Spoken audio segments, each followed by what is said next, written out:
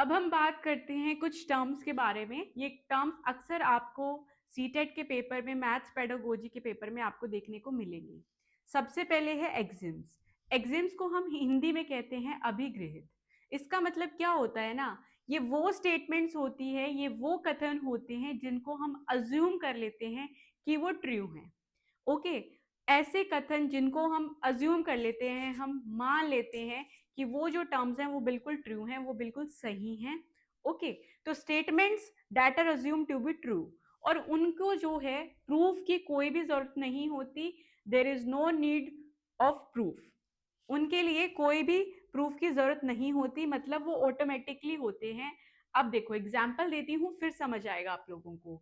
अगर हम a को b से मल्टीप्लाई करें और फिर c से मल्टीप्लाई करें, क्या वो उसके इक्वल होगा? अगर हम b और c के कॉम्बिनेशन को a से मल्टीप्लाई करें, अरे सीधी सी बात है, a को तुम 1 मान लो, b को तुम 2 मान लो और c को तुम 3 मान लो, रहेगा तो वो 6 ही ना। चाहे तुम 2 और 3 का पहले मल्टीप्लीकेशन कर लो या 1 और 2 का पहले मल्टीप्लीकेशन करो, तो it is one and the same thing. इसको प्रूफ करने की कोई जरूरत है क्या? नहीं, कोई भी जरूरत नहीं है। तो ये वो स्टेटमेंट्स होती हैं, ये एग्जिम्स ही हैं, वो स्टेटमेंट्स होती हैं जिनको हम अज्यूम कर लेते हैं कि वो ट्रू है और उनके लिए कोई भी प्रूफ की जरूरत नहीं होती, मतलब उन्हें सिद्ध करने की कोई भी जरूरत नहीं होती। अब सेकंड एग्जांपल देखो, a plus B is equal to B plus A. अगर हम लिखें 2 प्लस 3, a को हमने 2 मान लिया, b को हमने 3 मान लिया, तो 2 plus 3 is equal to 3 plus 2 होगा। होता है ना, चाहे किसी को भी पहले लिख लो, लेकिन बात तो एक ही रहेगी। नेक्स्ट है कंजक्चर। कंजक्चर क्या होते हैं? अनुमान। अनुमान मतलब हम गैस लगाते हैं यहाँ पर। तो गैस लगाते हो वो चीज ट्रू हो भी सकती है और नहीं भी हो सकती। तुम किसी चीज का गैस लगा रहे हो तो तुक्का सही भी लग जाए और ना भी लगे, तो वही है, दो बातें होंगी, ट्रू भी हो सकता है और फॉल्स भी हो सकता है। तो ऐसी स्टेटमेंट्स जिनको हमने अज्यूम तो कर लिया है ट्रू, ठीक है, the statement that are assume to be true, लेकिन किसके बेसिस पे हैं? वो सिर्फ हमारे गेस के बेसिस पे है, हमारे सिर्फ अनुमान के बेसिस पे है।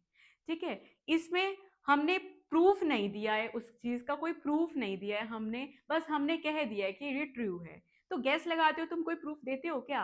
है, अगर तुम गैस लगाओगे आज बारिश आएगी, तुमसे किसी ने पूछा आज बारिश आएगी, तुम कहोगे हाँ आएगी। तुक्का लगा दिया तुम लोगों ने, लग तो रहा है आज बारिश आएगी। तो ये क्या है?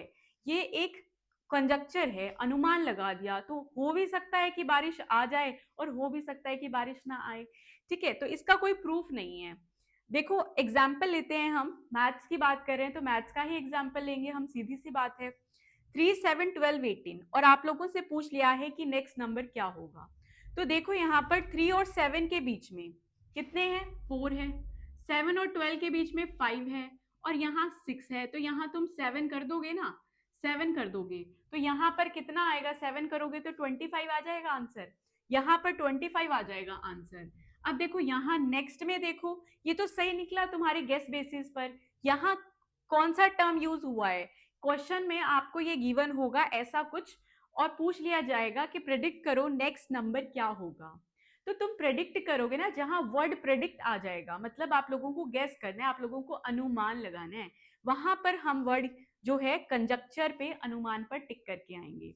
अब देखो यहाँ 25 आएगा। नेक्स्ट है 2, 3, 5, 7। देखो यहाँ पर कुछ बच्चे कहेंगे +1 कर दो, +2 कर दो, +2 कर दो, फिर ये गलत हो गया।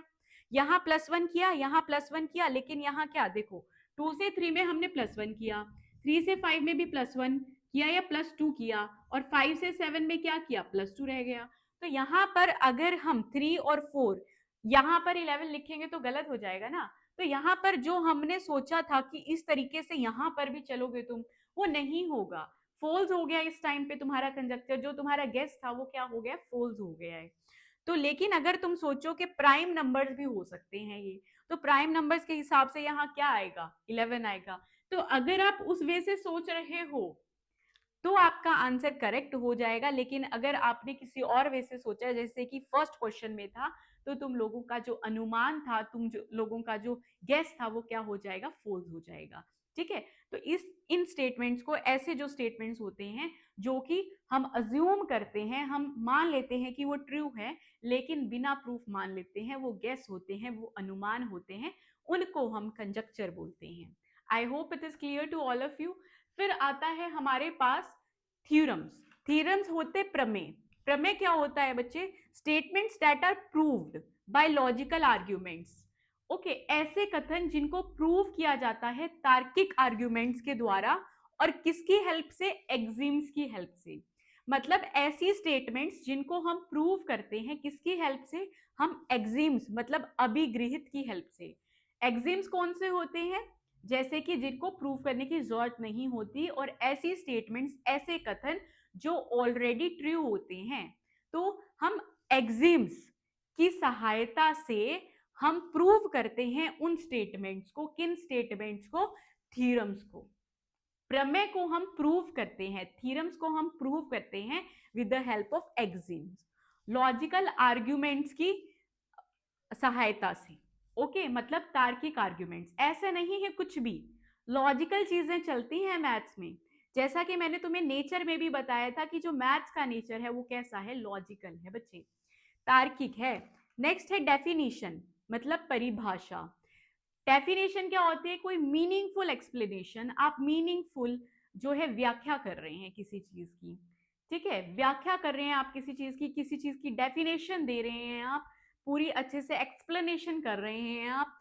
मीनिंगफुल व्याख्या, मीनिंगफुल एक्सप्लेनेशन जो होती है उसको हम परिभाषा बोलते हैं, उसको हम परिभाषा बोलते हैं, यानी डेफिनेशन बोलते हैं। फिर है प्रूफ। प्रूफ मतलब सिद्ध करना। आपने कोई रिजल्ट निकालने हैं, आपने प्रूव करना है कि left hand side right hand side के इक्वल होती है, तो आप वेरीफाई कर रहे हैं यहाँ पर चीजों को कि क्या सच में ऐसा होता है। जैसे कि तुम सपोज पाइथागोरस थ्योरम को प्रूव करो, तो यहाँ पर तुम ऐसे प्रूव करो सकते हो, जैसे ही पूरा प्रूफ लिख के, है ना, तो left hand side equal to RHS आ जाता है ना। तो वही है, चाहे तुम किसी भी थ्योरम को प्रूव कर लो, किसी भी स्टेटमेंट को प्रूव कर लो, तो जब तुम वेरीफाई कर रहे हो किसी चीज को तो वो प्रूफ में काउंट होती है, जब किसी चीज को तुम लोग सिद्ध करते हो तो वो प्रूफ में काउंट होती है। तो यहाँ पर आज मैंने तुम लोगों को 5 टर्म्स करवाए हैं। पहला है एक्सिम्स। एक्सिम्स मतलब अभिगृहित, मतलब ऐसी statements which are assume to be true. तुम अज्यूम तो कर लेते हो वो ट्रू है, और उनके लिए कोई भी प्रूफ की जरूरत नहीं होती, क्योंकि सीधी सी बात है, वो दिख रही होती हैं वो चीजें कि वो बिल्कुल सही हैं। जैसे कि A cross B cross C is equal to A cross B cross C। चाहे तुम इनका मल्टीप्लीकेशन पहले कर लो या फिर लास्ट 2 टर्म्स का मल्टीप्लीकेशन पहले करो, it is one and the same thing. Second में देखो A प्लस बी, तुम चाहे A प्लस बी लिख लो, चाहे तुम B प्लस A लिख लो, है ना। 2 प्लस 3 भी वही रहेगा और 3 प्लस 2 भी वही रहेगा। तो इनको हम एक्सिम्स कहते हैं। फिर है कंजक्चर। कंजक्चर होता है अनुमान, मतलब आप गेस लगा रहे हो किसी चीज का, तो ऑब्वियस सी बात है वो सही हो भी सकता है और वो सही नहीं भी हो सकता। जैसे कि तुम लोगों ने एक, मैंने प्रोडक्टिंग the series they the, product the next term, तो ये सही हो भी सकता है, नहीं भी हो सकता है, वो डिपेंड करता है आप किस वे में कि आपका गेस सही है कि नहीं है। तो ऐसी स्टेटमेंट्स जो कि अज्यूम्ड होती हैं डेट दे आर ट्रू, लेकिन उनका कोई प्रूफ नहीं होता। प्रूफ नहीं होता तो आप क्या प्रूफ नहीं, खुद से कोई प्रूफ नहीं कर रहे हैं आप उसका, तो बिना प्रूफ के वो चीजें सही हो भी सकती हैं, वो नहीं भी हो सकती। अब तुम कहोगे मैम इसमें भी प्रूफ रिक्वायर्ड नहीं है, इसमें भी। बच्चे वो तो सीधी दिख रही हैं कि वो बिल्कुल सही है, वो कथन बिल्कुल सही है, इसलिए प्रूफ रिक्वायर्ड नहीं है। लेकिन इसमें जो है सीधा नहीं दिख रहा, इसमें तो आप बस गेस कर रहे हैं, आप सिर्फ अनुमान लगा रहे हैं। फिर है हमारा थ्योरम्स। थ्योरम्स होता है प्रमेय। प्रमेय में क्या होता है? आप प्रूव करते हैं कुछ कथनों को, कुछ स्टेटमेंट्स को with the help of axioms. किसकी सहायता से? अभिगृहित की सहायता से। जैसे कि पाइथागोरस थ्योरम हो गई, ओके। और जैसा कि मैंने तुम्हें कुछ टाइम पहले, अभी थोड़ी देर पहले जैसे करवाया था ना कि sum of the interior angles, sum of the interior angles of a triangle is 180 degree. तो वो भी एक किसका एग्जाम्पल है? हमने क्या किया है? थ्योरम्स को प्रूव कर दिया है। तो डेफिनेशन, परिभाषा, ये क्या होता है बच्चे? ये होता है मीनिंगफुल एक्सप्लेनेशन या फिर व्याख्या जिनका कोई मतलब होता है। फिर है प्रूफ। प्रूफ मतलब सिद्ध करना। जब आप किसी चीज को सिद्ध करते हो, किसी स्टेटमेंट को सिद्ध करते हो आप मैथमेटिक्स में, तो हम यहाँ क्या कहेंगे? उसको प्रूफ करेंगे। Left hand side equal to right hand side करते हो ना बहुत बार, ठीक है। तो ये 5 term, I hope it is clear to all of you. Okay.